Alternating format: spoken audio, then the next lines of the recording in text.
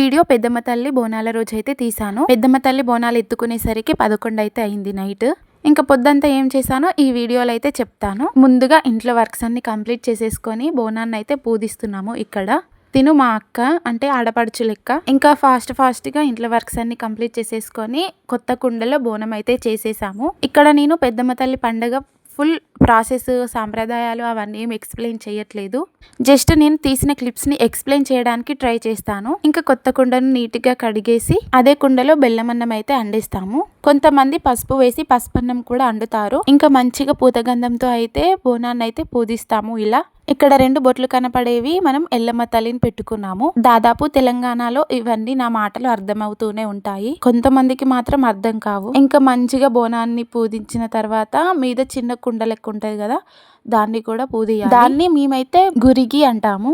ఇంకా ఇలా బోనాన్ని అయితే రెడీ చేసి పక్కకైతే పెట్టేసుకున్నాము. వేపాకు కూడా పెట్టేసి గురిగి అయితే అందులో పెట్టేయాలి. పెద్ద బోనంలో అయితే మనం ప్రసాదం వండేసాం కదా, మీద గురిగిలో మాత్రం మనం పెరుగన్న లేదా చారైనా లేదా బెల్లం శాకమైనా పోసి మనం అయితే మీద గురిగిలో పోయాలి.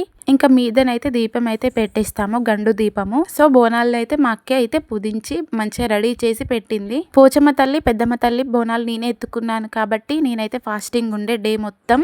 ఈ ఎండకు ఫాస్టింగ్ ఉంటే కళ్ళు గిరగిరా తిరిగాయి. ఇంకా దొంగ మొక్కులు అయితే మొక్కకూడదు కదా, మొక్కినందుకైనా చేయాలి హానెస్ట్ గా. నేనైతే దేవుడి దగ్గర నా మనసులో అయితే హానెస్ట్ గా అన్ని చెప్పేస్తాను నిజాలు. ఇంకా 2 days అయితే మంచిగా నేను ఫ్రూట్స్ కూడా తీసుకోలేదు, కనీసం మంచిగా ఒక్క పొద్దు అయితే ఉన్నాను. మళ్ళీ ఏమో చేస్తున్నారు కుండతో అని మీరు అనుకుంటారు, నాకు తెలుసు. ఇక్కడ మీకు ఒక మ్యాటర్ చెప్తాను నేను. మాది లవ్ మ్యారేజ్ కాబట్టి ఇద్దరమే పెళ్లి చేసుకున్నాం టెంపుల్లో.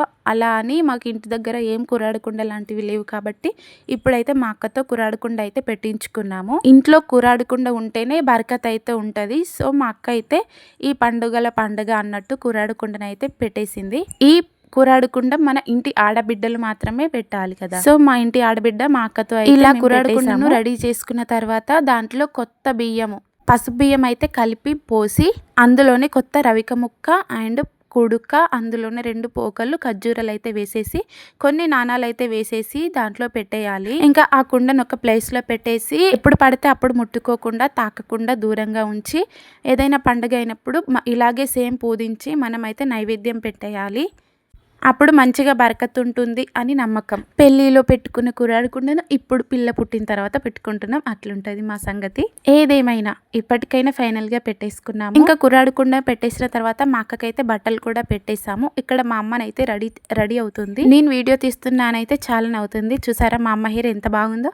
ఇంకా ఇక్కడైతే పెద్దమ్మ తల్లి బోనము, అలాగే పెద్దమ్మ తల్లికి బియ్యం పోయేటకు బియ్యం, అంతేకాకుండా బట్టలు పెట్టాలి కాబట్టి బట్టలు, ఇలా ముందే అన్ని రెడీ చేసేసుకొని ఒక దగ్గర పెట్టేసుకున్నాము. దేవుళ్ళ దగ్గర అయితే పెట్టేసి బోనాలు ఇంకా డప్పు సప్పుళ్ళు రాగానే అంటే ఊరోళ్ళందరం కలిసి వెళ్తాము కదా పెద్దమ్మ తల్లి దగ్గరికి. అప్పుడైతే బోనాలను ఎత్తుకొని అయితే వెళ్తాము. నా చిట్టి తల్లి ఎంత క్యూట్ గా ఉంది కదా కమ్మలు కుట్టించుకుంటే. నిజంగా ఎన్ని వీడియోస్ తీసుకుందాం అనుకున్నానో నాకే తెలుసు, బట్ ఒక్కటి కూడా కుదరలేదు. నేను అనుకున్నది ఏది కూడా జరగలేదు. ఇవన్నీ చూసుకోలేకపోయాను, లేదంటే మంచిగా వీడియోస్ తీసేదాన్ని. ఇంకా నైట్ 11కి అయితే పెద్దమ్మ తల్లి బోనాలు ఎత్తుకొని అయితే గుడికి అయితే వెళ్ళాము. అంగరంగ వైభవంగా డప్పులతో శివశక్తి ఆటలతో అంగరంగ వైభవంగా అయితే బోనాలు అయితే ఎత్తుకొని మా పెద్దమ్మ తల్లి టెంపుల్కి అయితే వెళ్ళాము. ఇక్కడ ముందు అన్ని పెద్దమ్మ తల్లి ముంగట బోనాలు అయితే పెట్టేసి నైట్ అంతా అక్కడే ఉంచుతాము. ఈ సాంప్రదాయాలు పద్ధతులు అవన్నీ ఎక్స్ప్లెయిన్ చేస్తే చాలా గొప్పగా ఉంటుంది వీడియో. కాకపోతే నేను అవేవి అసలు తీయలేదు వీడియో, కొన్ని క్లిప్స్ మాత్రమే తీసాను. అటు బోనం ఎత్తుకొని ఇటు అవన్నీ పనులు చూసుకుంటూ అన్నీ మేనేజ్ చేయాలి కదా, సో అలా లేట్ అయింది. అలా వీడియోస్ తీయలేకపోయాను. ఫైనల్ గా మా పెద్దమ్మ తల్లి చూసారా ఎంత కళగా ఉందో. పెద్దమ్మ తల్లిని చూస్తూ అలాగే ఉండిపోవాలనిపించింది, ఎంత బాగుంది కదా. సో పెద్దమ్మ తల్లి పండుగ అయితే ఇలా గ్రాండ్ గా చేసేసాము. మళ్ళీ 5 years దాకా మేము పెద్దమ్మ తల్లి పండుగనైతే చేయము. 5 yearsకి ఒక్కసారి మాత్రమే చేస్తాము ఇలా పోచమ్మ తల్లి పెద్దమ్మ తల్లి పండుగలు అయితే. యాక్చువల్ గా అసలు 5 days ఉండాలి ఈ పండుగ, కానీ 3 days మాత్రమే ఉంది. ఈ 3 days అయినా అంగరంగ వైభవంగా పండుగలను అయితే జరుపుకున్నాము. ఇప్పుడు అన్నిటికంటే లాస్ట్ మెయిన్ ఘట్టం వచ్చేసి గావు పట్టడం. అసలు నాకు చాలా అంటే చాలా చాలా భయం అవుతుంది. ఇక్కడ మా అమ్మని ఏదైనా కొనిమని జాతరలోకి అయితే తీసుకొచ్చాను, అక్కడ ఏవి నచ్చలేదు నాకు. సో ఏం తీసుకోకుండానే రిటర్న్ అయితే వెళ్ళాము టెంపుల్ కాడికి. ఇప్పుడు ఈ గొర్రె పిల్లని గావైతే పడతారు. నా గుండెనైతే మామూలుగా కొట్టుకోవట్లేదు గావు పడతారు అని తెలియగానే.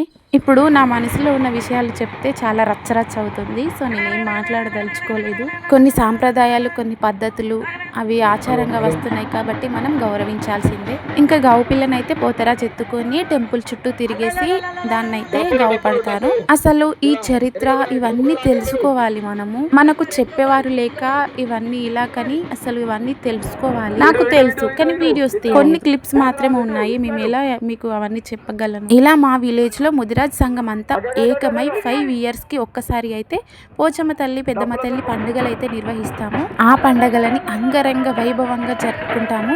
నేను మా కులాన్ని గర్వంగా చెప్పుకుంటాము. Yes, I am Mudiraj.